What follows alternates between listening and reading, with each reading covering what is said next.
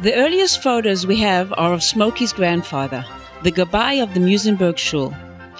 A family photo of his parents Solomon and Alice, who I'm called after, and their 4 children, Enoch, Esther, Lily, and little Smokey, who then was called Harry. And this is the family 15 years later.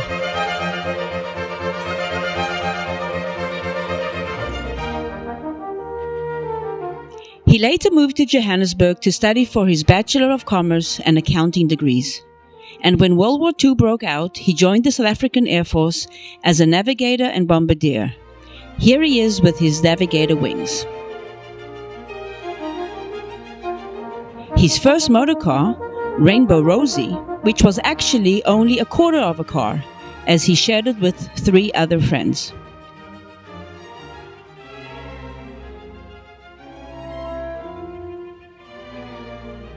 Incidentally, when he attended his graduating ceremony after the war and went up to receive his diploma, he was given a great ovation. Apparently they thought he was an Indian. He was really dark in those days. And in apartheid South Africa, that would have been quite an achievement. He started an accounting practice in Johannesburg, got engaged to Mom on New Year's Day 1948, and they were planned to be married in June. Then they were contacted by the Zionist Fed, who were looking for volunteers to serve in the Israeli army. Due to this urgency, they brought their wedding forward to the 22nd of April and arrived in Israel on 9th May 1948 and joined the fighting forces in the new, practically non-existent Israeli Air Force.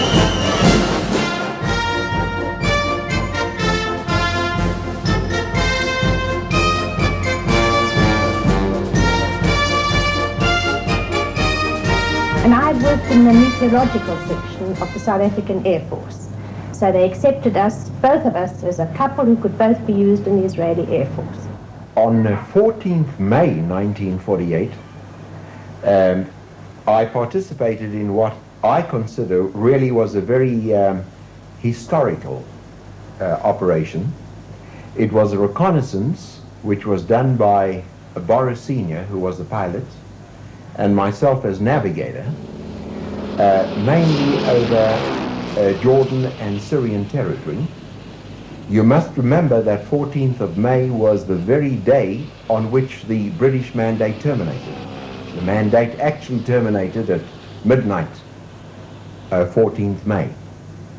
Smokey is really a bit of a unique character because he's very, very industrious and can become totally devoted to it. When he has something to do, he'll do it to the bitter end. And he's very impressive in that sense. Lots of energy, very persuasive. Small wonder he went into insurance. They returned to South Africa in 1950 without a penny to their name. Dad had lost his accountancy practice, which he had started before they went to Israel. So they decided to go down to the new Goldfields area and start from scratch. And he opened his second startup in accountancy, earning 3 guineas, which is £3 and 3 shillings monthly, from each new business opening up at that time. Over the next 10 years, he increased his portfolio, accumulated some capital, and they had 4 lovely children. Philippa, Saul, Dan, and myself, last but not least. And Smokey found time to enjoy his children during summer holidays.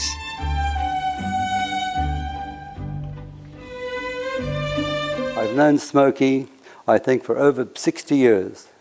I was a young man in Welkom in the Free State in business. Smokey was my accountant. He subsequently became my insurance agent. He became my mentor. And more important, he really became my friend. From you, we all did gain. He also became a financial success because of the basic honesty he does possess. His reputation as an honest broker grew. With Smokey, their money, people knew. It was safe. Smokey didn't know what to do. When at 90 we do reach, Also be careful. Our bodies we must teach. We have come to the twilight of our lives. But don't believe them. It's all lies. Baruch Hashem that he's around, and I hope that he'll continue to work for us and keep us happy. Ad 120. Let's give Smokes some credit. All work and no play makes Smokes a dull boy. He really enjoys every kind of activity he can lay his hands on. He loved his tennis, here with our great friend Danny Kravitz, judo with his boys, scuba diving with Maury and with Myra, swimming with the kids, swimming with sea lions at the Galapagos, skiing in the Alps, and going up the ski lift, not walking up as Maury described on the Hermon in the 60s. Mont Blanc, learning to fly on a trapeze at the age of 81.